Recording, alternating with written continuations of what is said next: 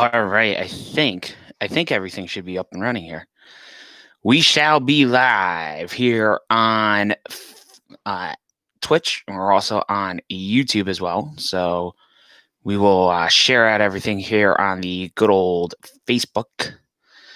Give me a second. I'm going to copy and all this stuff over on the other side. And let me hit the old share button on that.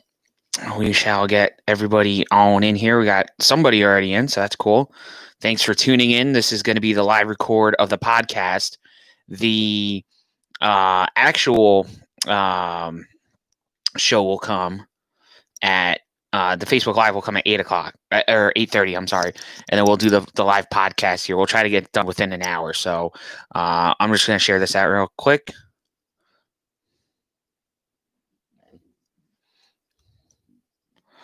Jeez. So how's everybody doing on Monday? Hope everybody's doing well.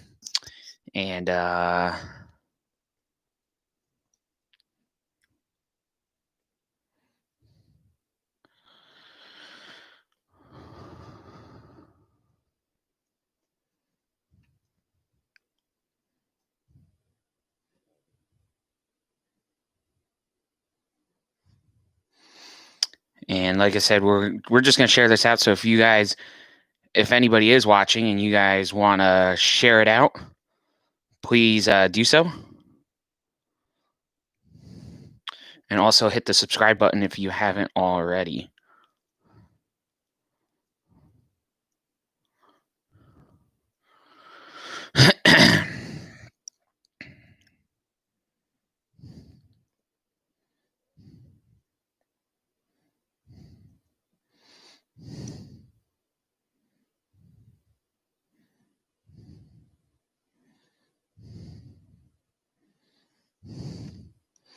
So hopefully, like I said, hopefully everyone's being well. I did not want to come on this late because I was really kind of hoping I could watch the beautiful Crew Cheese Corner card that Danny Saponsky is going to run this evening on Thursday Night Thunder, which is going to be on Twitch. So you guys might want to check that out. And it is going to be quite a time over on the Twitch stream as well. So hopefully everyone's being nice and good. If you guys have anything, I'm going to get the Twitch. I'm going to get the Twitch studio up now. As I always say, when I'm recording the episodes, these are not as interactive as the Facebook Lives are, and the reason behind that is,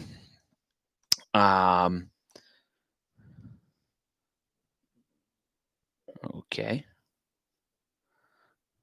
that's done. I want to go to. There we go. I'm in that. So we're going to start a new episode.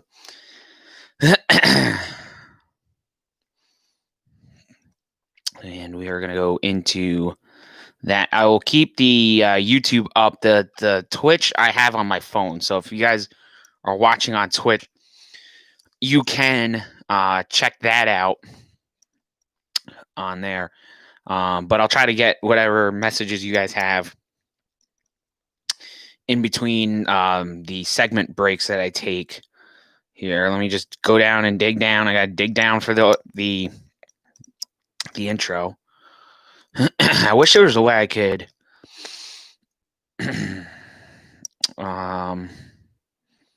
just grab stuff by searching instead of having to do what I got to do every time I do this. Oh, there is a search feature. Look at that. Well, we're going to have to start using that. Excuse me there. Let's get on that. We're good there. Let me get on creating a new intro here. So we will get started here right now. What's up, everybody? This is Bobby Bailey here with Crew Cheese Corner on the podcast today. We are going to break down the NASCAR Hall of Fame induction. So you have Dale Earnhardt Jr. is now a Hall of Famer. So we'll talk about that, his impact on the sport. And we'll also talk about Mike Stefanik getting in, as well as the Pioneer Ballot inductee Red Farmer. And then we'll talk about the Landmark Award winner in Ralph Seagraves. We'll also break down the craziness that was this past weekend's race at Homestead Miami Speedway. And is Joey Logano and Chase Elliott actually going to be the rivalry now? So we'll look at that. We'll talk a little bit about that. We'll talk about some news and notes and some breaking news. We have the Talladega starting lineup, which we'll go over as well towards the end of the episode. And Martin Truex Jr. is going to be on the pole. So a lot to talk about. We will get started right after this quick break here on the Crew Cheese Corner podcast, hosted by Bobby Bailey. And that is done.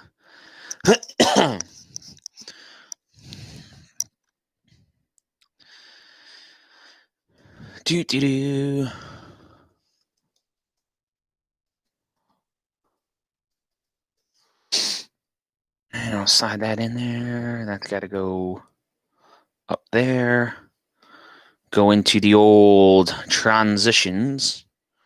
Go into the transitions.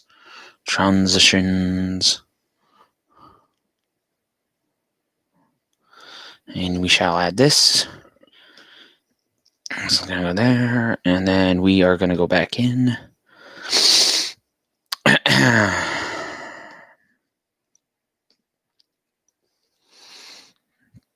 All right. So we have no questions right now on the YouTube side of things, nothing on the Twitch side of things. So we will just keep on rolling here with our first segment, which will be on the NASCAR Hall of Fame.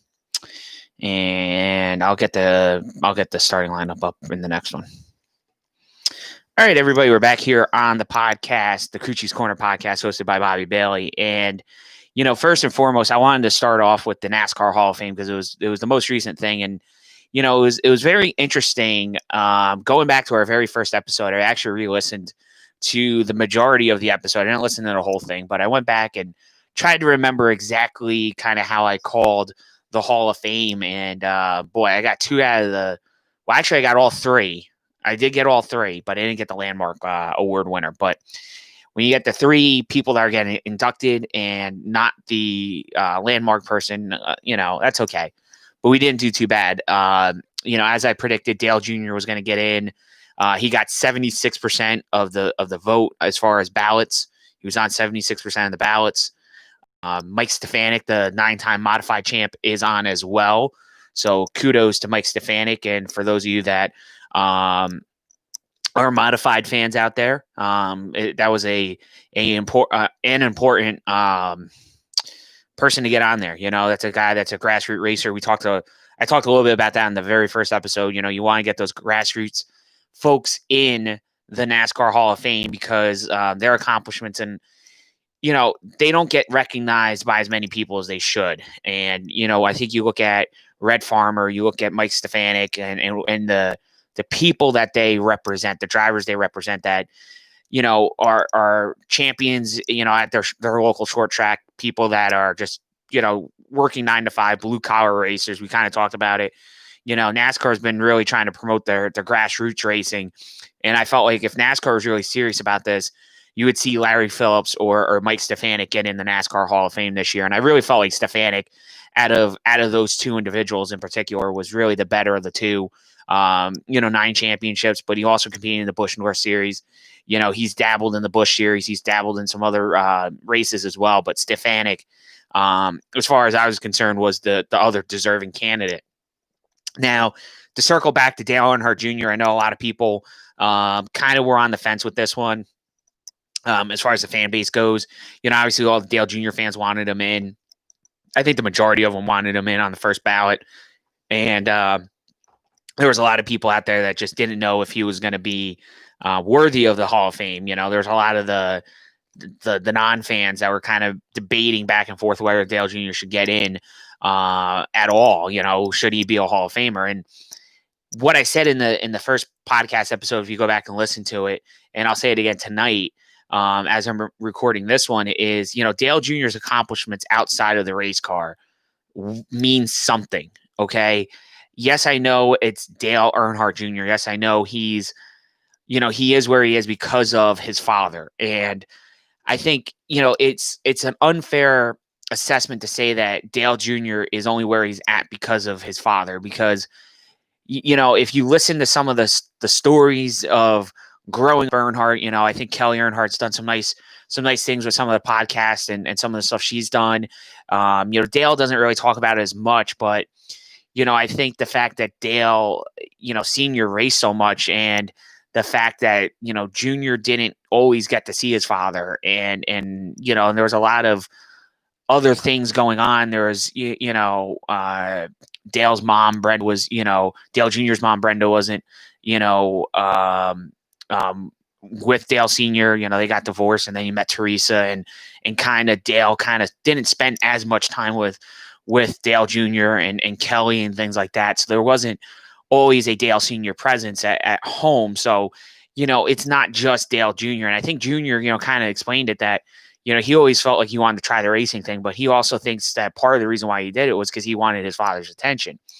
And I think it's a very interesting story. If you guys have time to go back and kind of check out some of the stuff that Kelly Earnhardt said about growing up, Earnhardt, I think it's a very interesting backstory and a lot of things that, the public didn't really see because it was behind closed doors. And, a lot of people thought, that Dale was this great, human being. And there's some shortcomings of Dale Sr. that, people just might not have been aware of. So if you have an opportunity to go out there, I don't know the name of any of the stuff that she's done, but I know that there's been some stuff that she's talked about, whether it's on podcasting platforms or where it's at. But there's some really neat stuff about what Kelly has spoken about with growing up Dale, growing up an Earnhardt last name. It's very, very interesting. And I think Dale Jr. kind of touched on it a little bit in one of the Dale Jr. downloads. So you can check that out and see a little bit more about that. But, getting back to Jr. per se, his contributions off track are enormous. He's an ambassador for the sport. He carried the flag literally for the sport when his father passed away. And, Dale kind of a little bit yesterday, I watched about 20 minutes of the Dale Jr. Download, and it was about the 20 minutes right around when Dale Jr. found out he was getting in the Hall of Fame. And, you got to see some of his interactions with folks. Winston Kelly, obviously letting him know he was in the Hall. And Dale, I thought, was very respectful of the fact that, Winston Kelly was someone he's looked for advice from throughout his career. That was something I didn't even really, know about. I think there's a lot of us that didn't know that about Dale, that there was people that literally wrapped their arms around Junior after his father passed away in 2001, that literally, pushed him through that dark period of his life. And, Dale Jarrett was one of those folks. I saw that interview that Dale Jarrett did with Dale Jr. On NASCAR America, and you could just see the pride that Dale Jarrett has in Dale Earnhardt Jr. getting into the NASCAR Hall of Fame. And it almost seemed like it was like Dale Jr. was a son for, to him. And you could just see, Dale Jarrett get emotional when Dale Jr. talks about how important Dale Jarrett was to his own career, and how much that, he wanted to make Dale Jarrett proud, and that was a reoccurring thing I heard, especially with Dale Jarrett and then with Winston Kelly. And it was funny because Dale Jr. referenced Winston Kelly during his NBC NASCAR America show, that interview. He mentioned that on that hit that he did. And I thought that was really interesting. And then Winston Kelly shared a pretty good story during his brief time with Dale Jr. He mentioned a story where I think it was in 2016, the NASCAR Hall of Fame was doing the Fan Fest, and they had to cancel because of some weather down in Daytona and stuff, because they couldn't get the drivers, and they were going to move it to the next weekend. And Dale Jr. texted Winston Kelly and said he would go and do it. And they brought up Justin Allgaier, Chase Elliott. He brought some other drivers with him to go and do it. And literally Winston said, without Dale Jr. doing this, that we probably wouldn't have been able to put that event on because, it was going to be a big scramble to try to get people to come down and do it, even though it's right there in Charlotte. These drivers, appearance schedules are kind of crazy during the rest of the season. So they were trying to do it nice and early, try to get that block of time before the season really kicked off.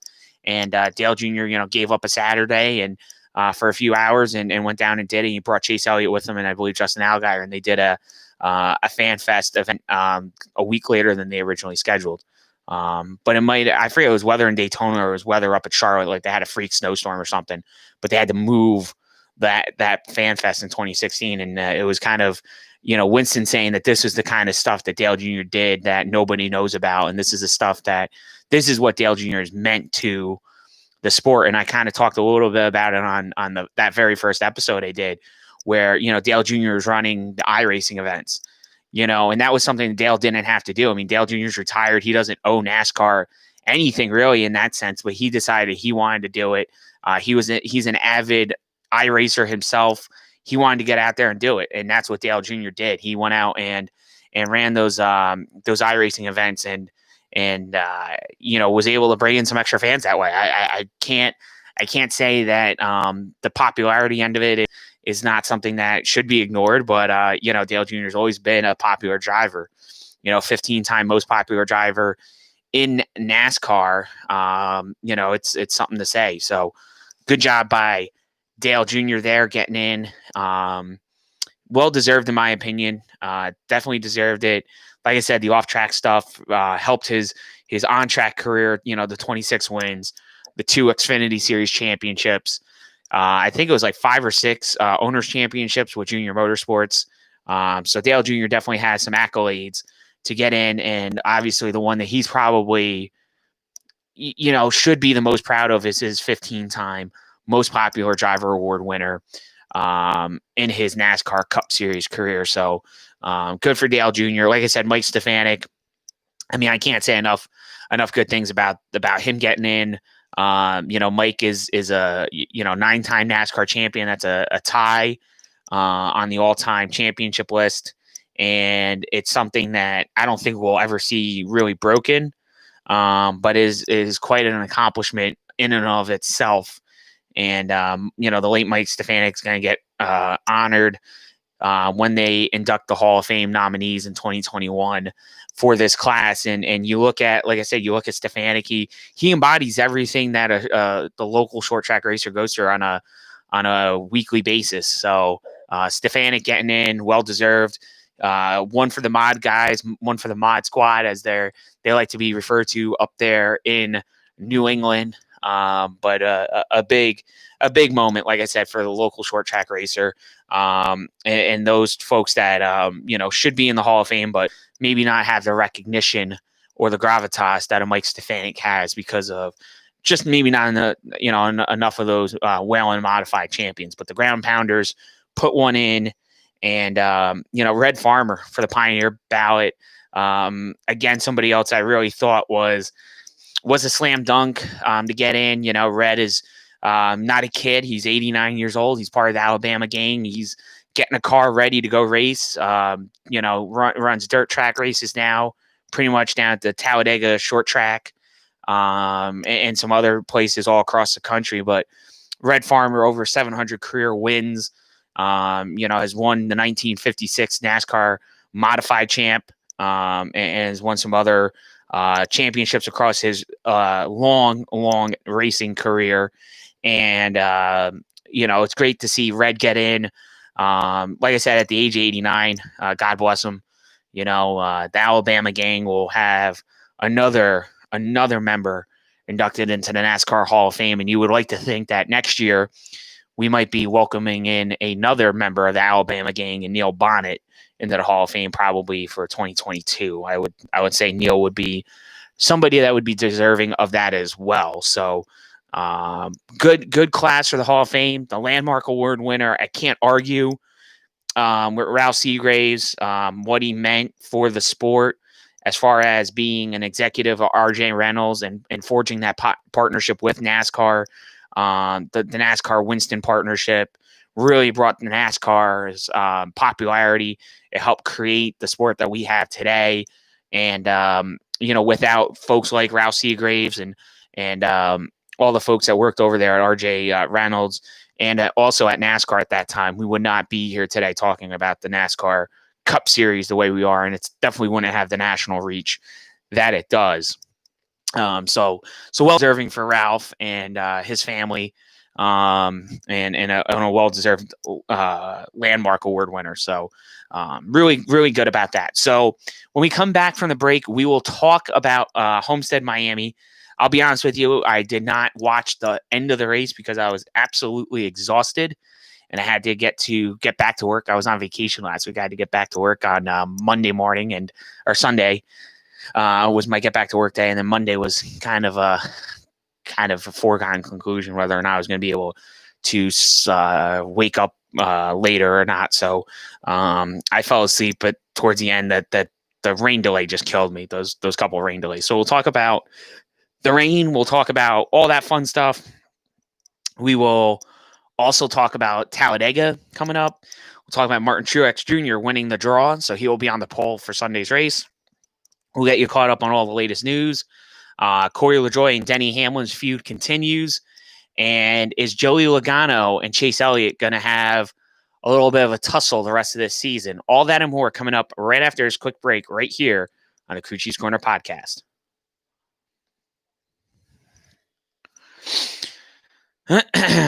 All right, so we are done with that. Let me get this all figured out here. If you guys have anything for the YouTube or the Twitch stream, just drop a comment. I will I'll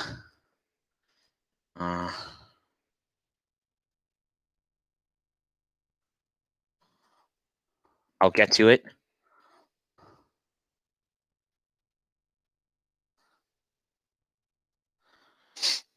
We'll get to that, and we'll have to drag this up. Go to our lovely transitions.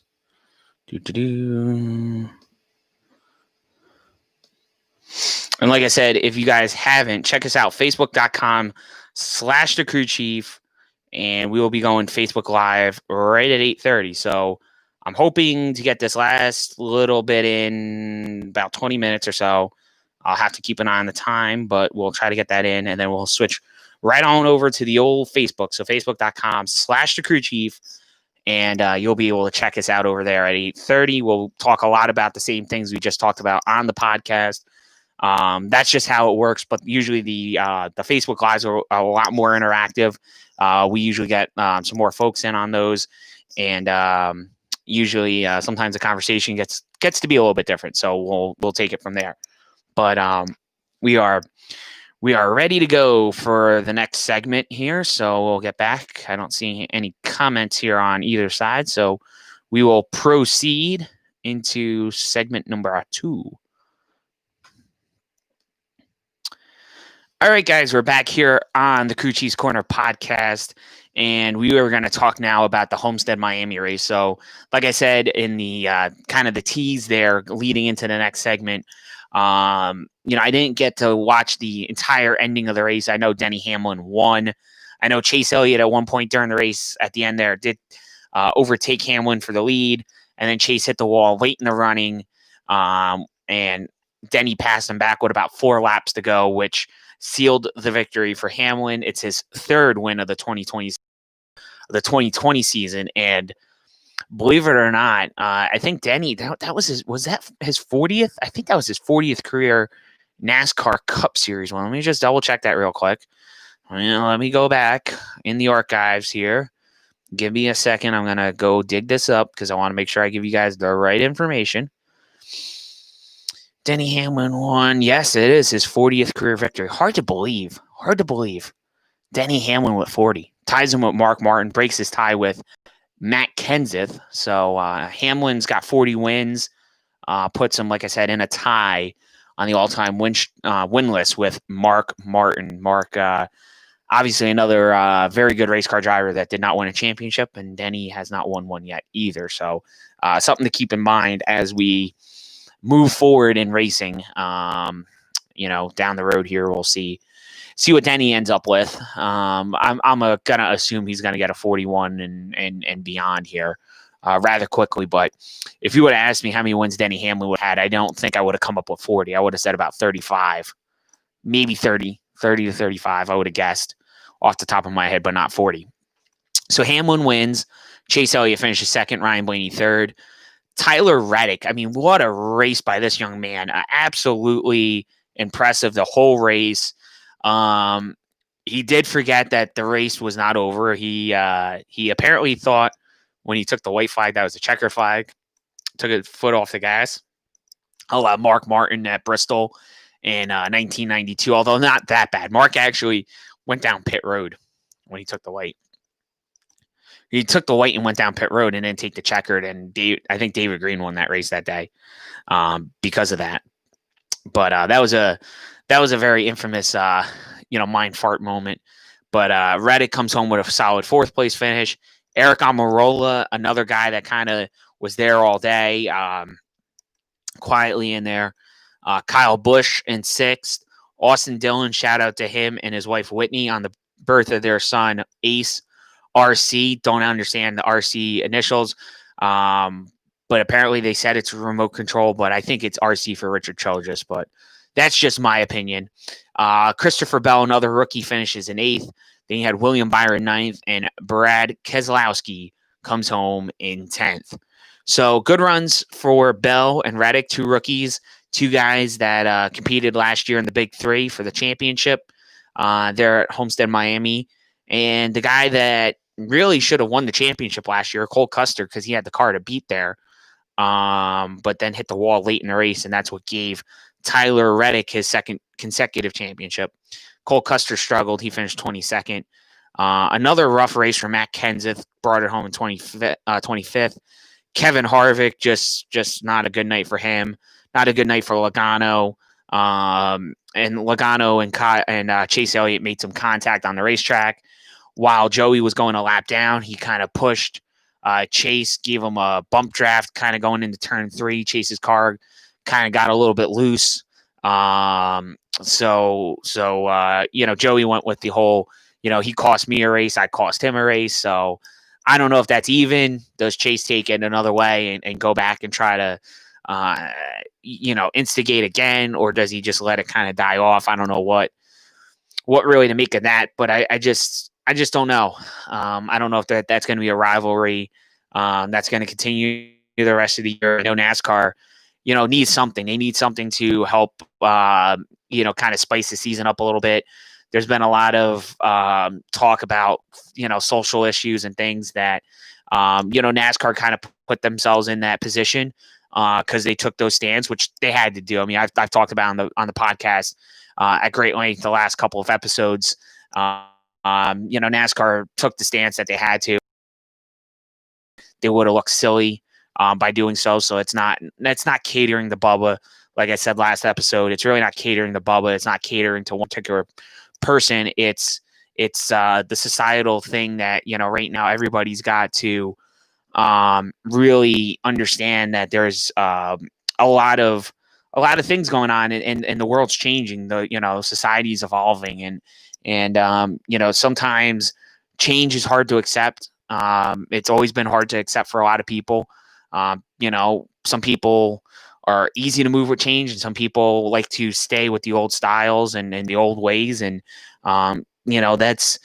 it's not just the things that we're dealing with right now in society. It's all kinds of stuff. They change, now that they have, all the stuff we've been dealing with coronavirus, people before this whole thing with George Floyd and all the stuff with the rioting and the looting and everything that we've been dealing with, before that, people were complaining about wearing face masks. They were saying that's violating their rights. So there's been a lot of pushback with issues. And I know this is not that kind of a podcast, but, I think NASCAR, like I said, at the end of the day, when they banned the Confederate flag, did the right thing. I think it's not something that you're going to come out and go the other way because they have multi-billion-dollar companies that invest in the sport.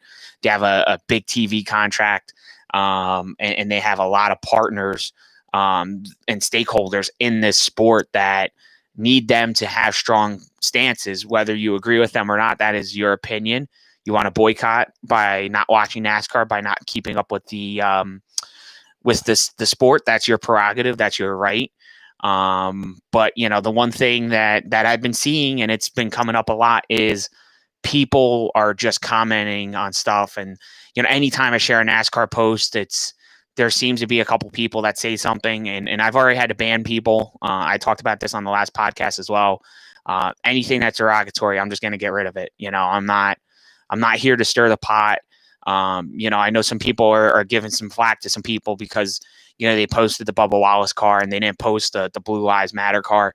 I'll be honest with you. I didn't post the 47 car because, as I said in the last podcast, I'm going to kind of treat this like I treated the stuff with Donald Trump, with the cars with Trump on them, and the trucks that, you put those kinds of things out there. People take it the wrong way, even though you have the best of intentions of just reporting news that, they just become, literally hot messes for comments. And that's not something I want to waste my free time that I'm doing running this operation to report NASCAR news. I'm not here to try to make you think one way or the other. That's totally within your rights. But at the end of the day, we are going to have to, police it as much as we can. But, for those of you that are wondering why, you might see some stuff get deleted, oh, I saw this yesterday, but now it's gone. Well, we've been scrubbing some stuff because, it's the right thing to do. I mean, you gotta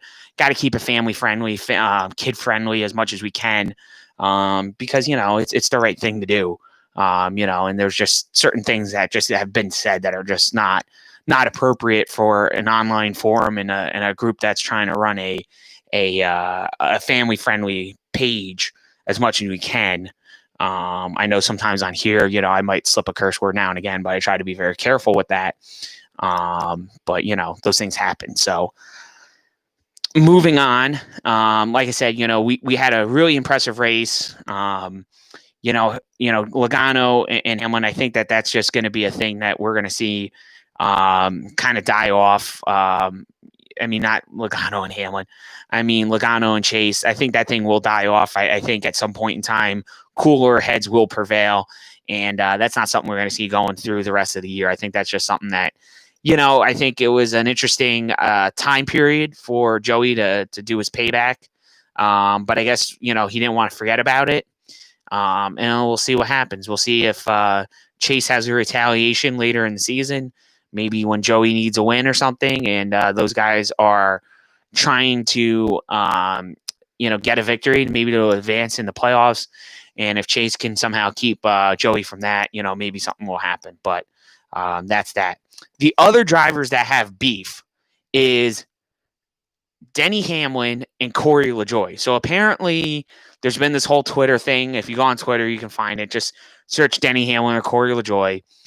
Apparently the latest in this saga is Corey said that Denny threatened him, to take him out on the racetrack. And he also texted that to Archie St. Hilaire, the car owner of the 32. And he texted it to Corey's crew chief and a couple other folks on the team.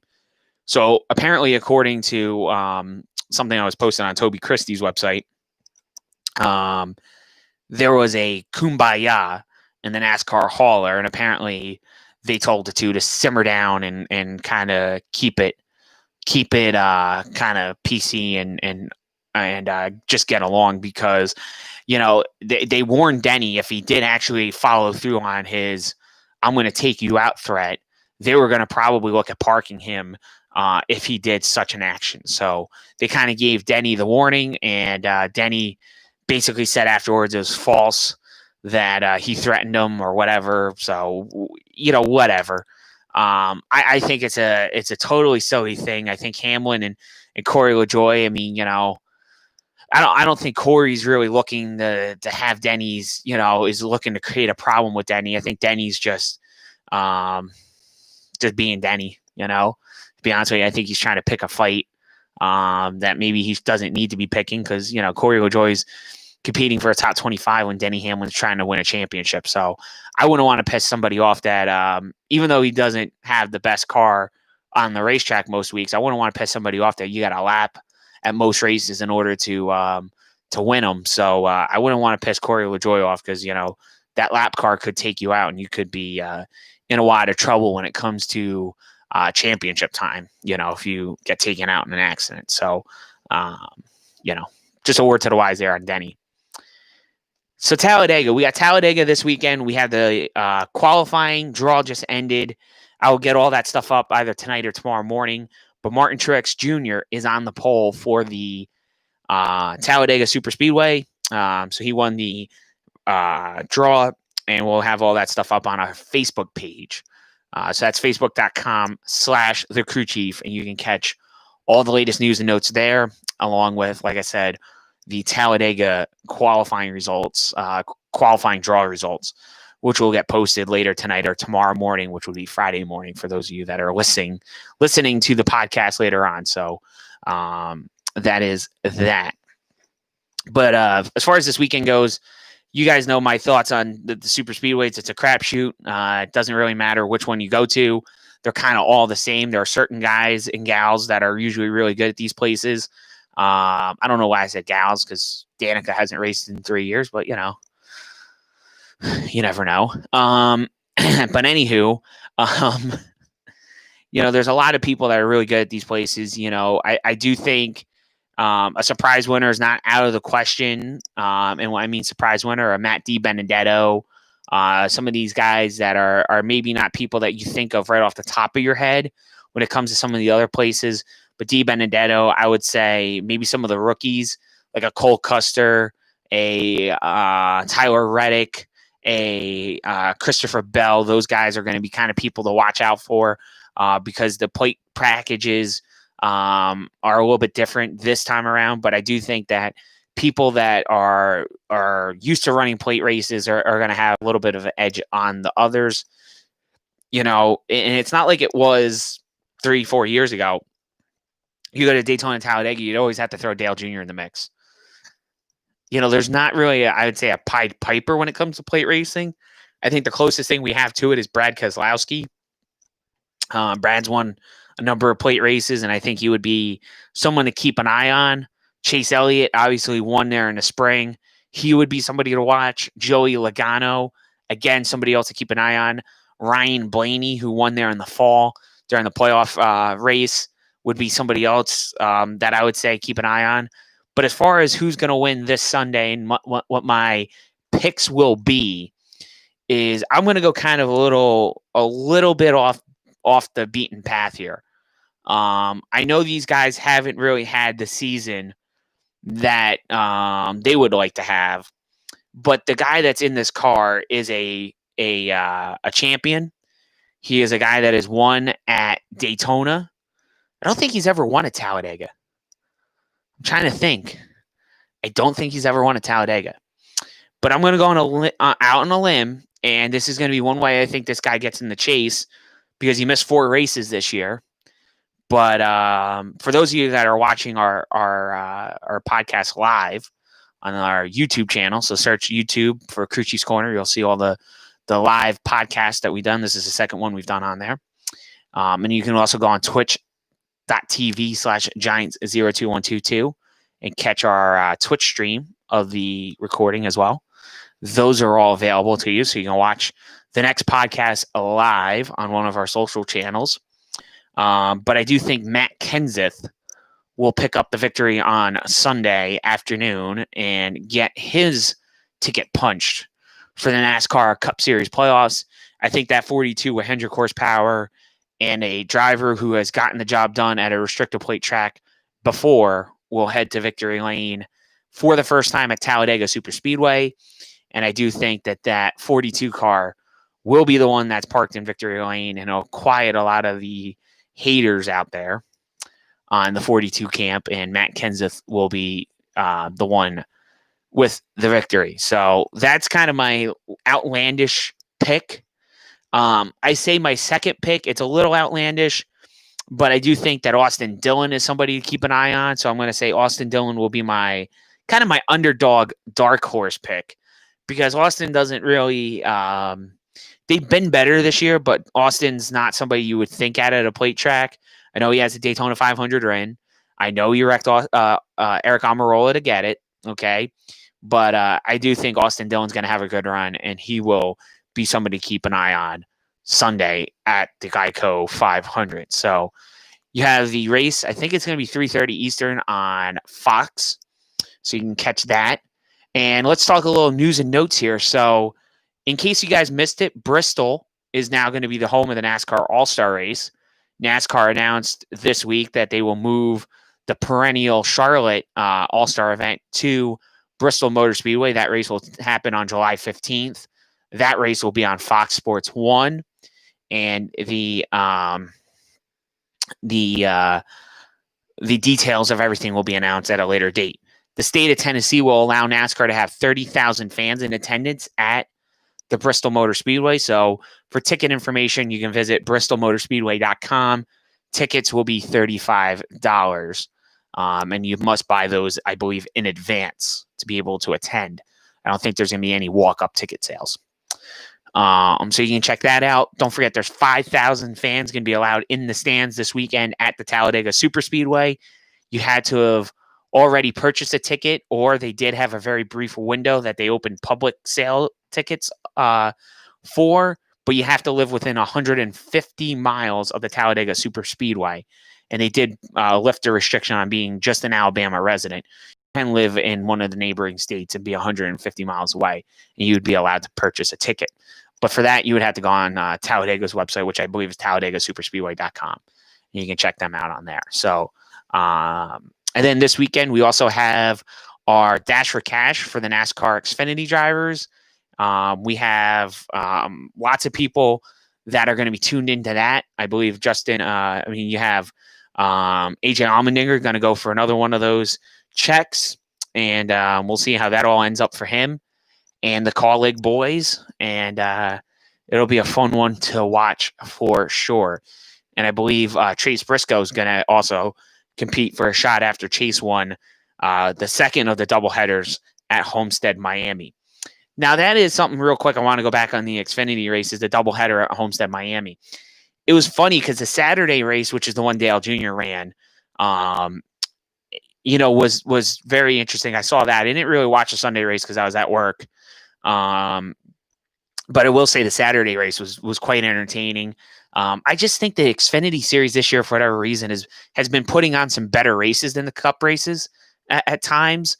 Not that I thought the Cup race was boring by any stretch, but I did think the Xfinity cars, there was a lot more slide jobs. There was a lot more strategy calls. There was a lot more, just hard-nosed racing than there was on the Cup side of things. So I do think the Xfinity cars do put on a little bit of a better product right now. And I think that's something NASCAR is going to have to take into consideration when they bring the Gen 7 cars out, that they're going to have to do a little bit of work to make these NASCAR Cup cars a little bit better. But we'll see how that all works out as we head towards this, this next generation car. So we'll have a whole nother year to deal with this car. And then 2021, we'll get the last year of the Gen 6. And in 2022, we'll get the first year of the next Gen 7 cars. So we'll see how that all turns out. But just a very interesting Xfinity race for a lot of reasons. Chase Briscoe losing the ballast. His team got penalized. So he had the same penalty Hamlin had. Crew chief, car chief, and race day engineer all suspended for the next 4 events. And we'll see how that all kind of shapes Briscoe's season. Obviously, he won on Sunday in the second race of the doubleheader. So a good win there for Briscoe, kind of rebound from that. But you knew how good that car was going out of Saturday. He made up 6 laps and finished 7th. So I can't really say much there in that regard about how good Chase Briscoe has been this season in that number 98 Ford Mustang at Stewart-Haas Racing. So this weekend, like I said, Talladega for the Xfinity cars, it's kind of a crapshoot as well.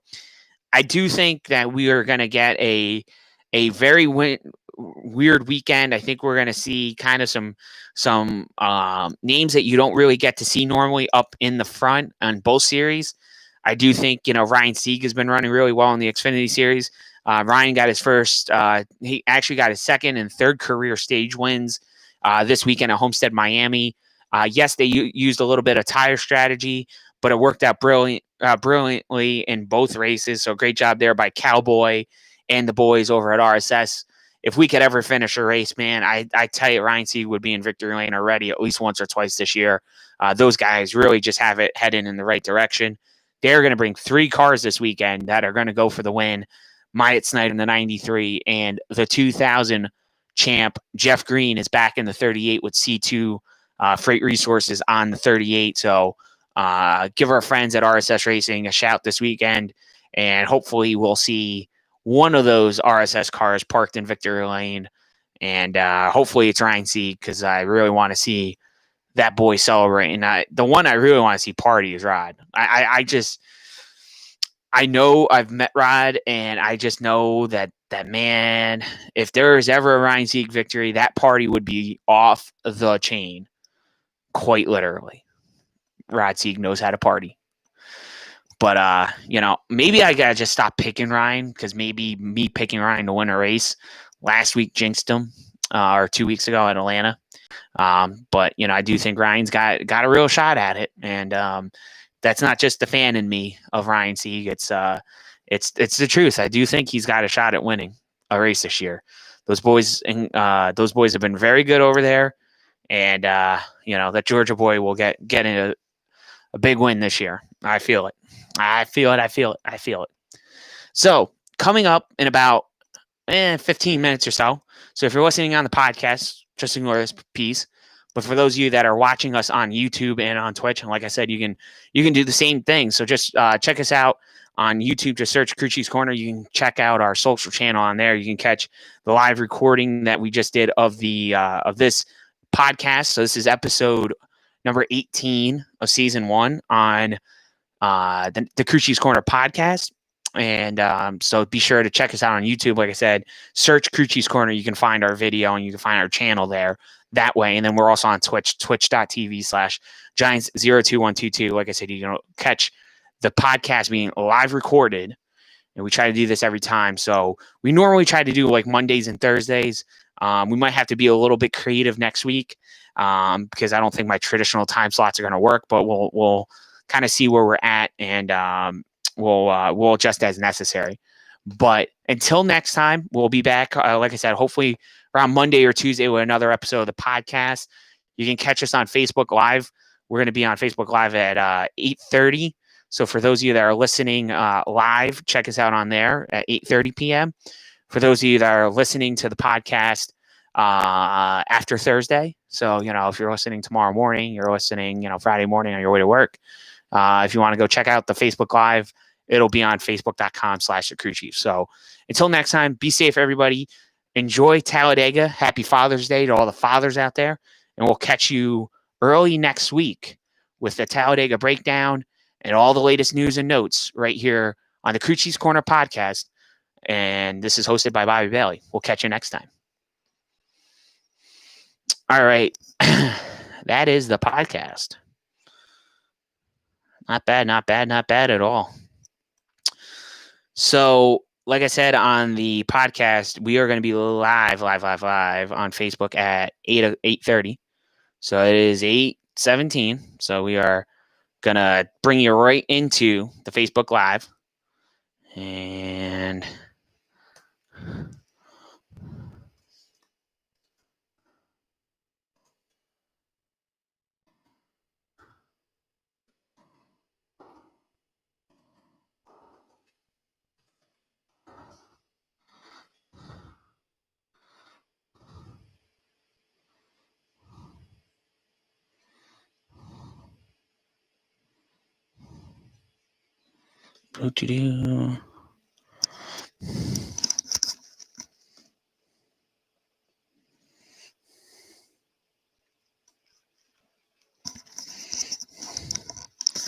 right around 42 minutes. Jeez. Scary. Scary how long these podcasts are going. So I want to give myself an hour. So real quick, while that's all going on, for those of you that are watching here on YouTube and on Twitch, let's show you the latest and greatest addition to the diecast collection. This is the 2020 Dale Jr. card. This is the card that he raced on Saturday. So this was already in the pipeline of being made when everything with coronavirus happened. And being that they postponed the race to this past Saturday, they actually had the diecast coming in hot and heavy. So this is the autographed car. This is number 698. So they made, I think, a couple thousand of these. The box is on the other side of the room, so I can't really. I mean, I can get to it, but it means I got to get up and stuff, and I'm kind of comfortable where I'm at anyhow. But that car came in. If you also want to give us a follow, I have a diecast page. So if you go search Bobby's Diecast Pit Stop, you can check that out. And we have another diecast that I collected that I got in today for the collection. So we are going to real quick type in this title. So we're going to do this. But you can check out my diecast collection. I have all kinds of cool stuff on there.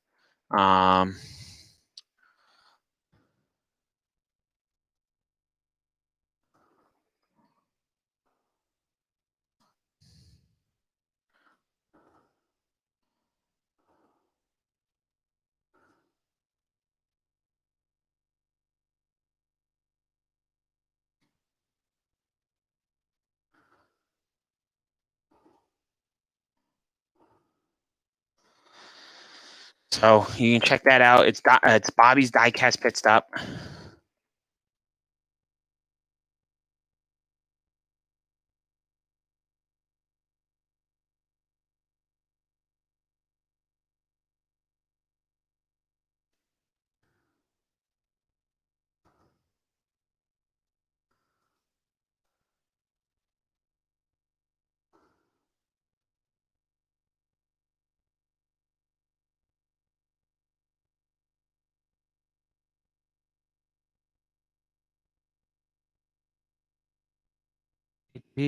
Season number 1, episode number 18. Boom, boom, boom, boom, boom. Published. It is there. All right. So the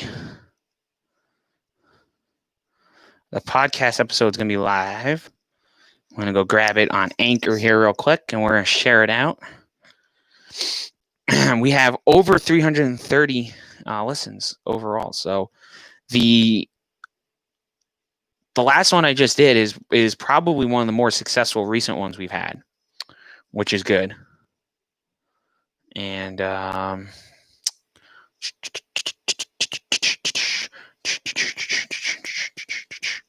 let's see. Here we go. Publish. I got to get a picture. I'm going to share this car. I really, really like this car.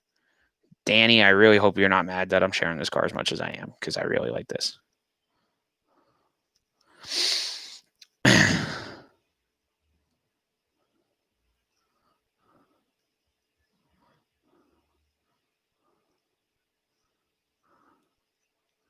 Wow, that was a terrible spelling error there by me.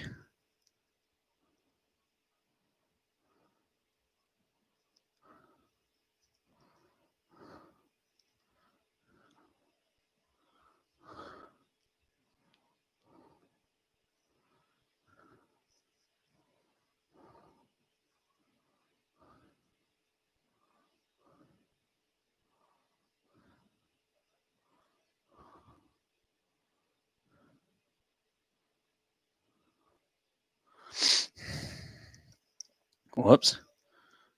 It's like is breaker?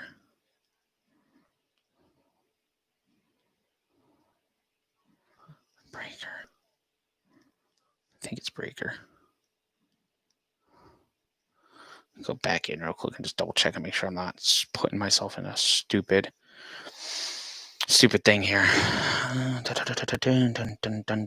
Distribution.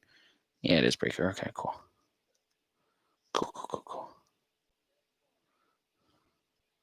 We're on everything. Don't you worry. Breaker, overcast, bullhorn.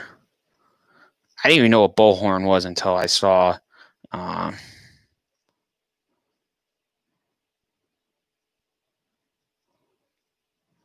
Whoops, I got to get this one in here. Radio.com.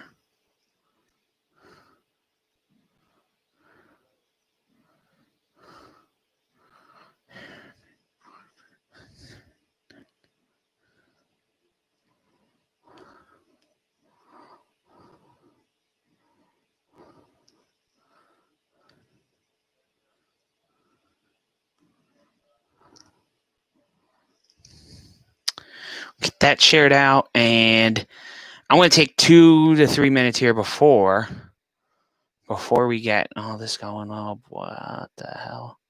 What is this comment? All right, someone's trying to tell somebody that this was interesting. So check us out. We're going to be on Facebook Live, 8:30. So I'm going to need at least 5 minutes to get this shared out and all that. So we'll catch you guys in about 5 minutes on Facebook, facebook.com/thecrewchief. See you then. End.